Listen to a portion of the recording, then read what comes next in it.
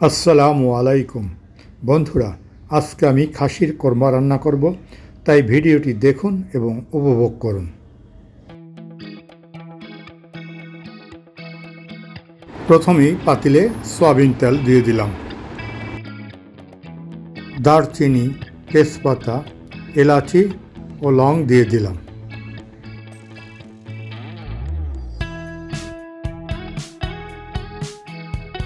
এরপর বাটা পেঁয়াজ দিয়ে দিলাম, একটু নেড়ে নিচ্ছি। তারপর আদা দিয়ে দিলাম, রসুন বাটা দিয়ে দিলাম। ভালো করে মশলাটা একটু মিশিয়ে নিচ্ছি। সামান্য একটু পানি দিয়ে দিলাম যাতে মশলাটা পুড়ে না যায়। জিরা বাটা দিয়ে দিলাম, ধনিয়া গুঁড়া দিয়ে দিলাম। মশলাটা একটু ভুনে নিলাম। এখন আমি খাসির মাংসগুলো দিয়ে দিচ্ছি।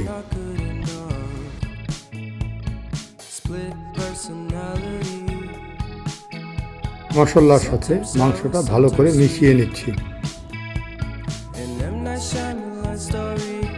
সামান্য টক দই দিয়ে দিলাম। ভালো করে মাংসটা একটু কষাতে হবে। এই জন্য একটু সময়ের জন্য আমি ঢেকে দিলাম।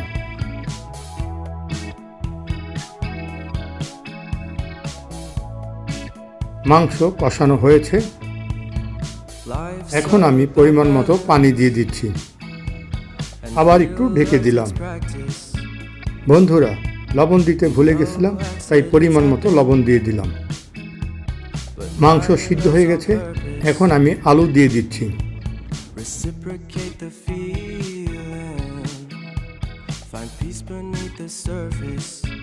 কাঠবাদাম বাটা দিয়ে দিচ্ছি।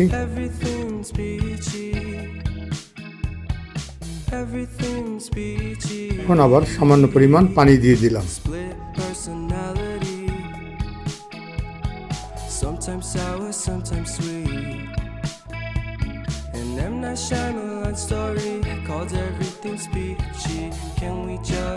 এখন দুধ দিয়ে দিচ্ছি।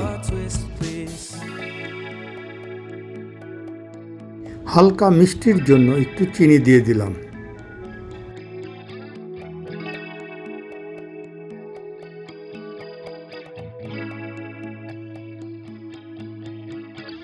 কয়েক টুকরা কাঁচামরিচ দিয়ে দিলাম এবং গোলাপ জল দিয়ে দিলাম। হয়ে গেল খাসির কোরমা। বন্ধুরা, ভিডিওটি যদি আপনাদের পছন্দ হয় তবে অবশ্যই লাইক, শেয়ার এবং কমেন্টস করতে ভুলবেন না।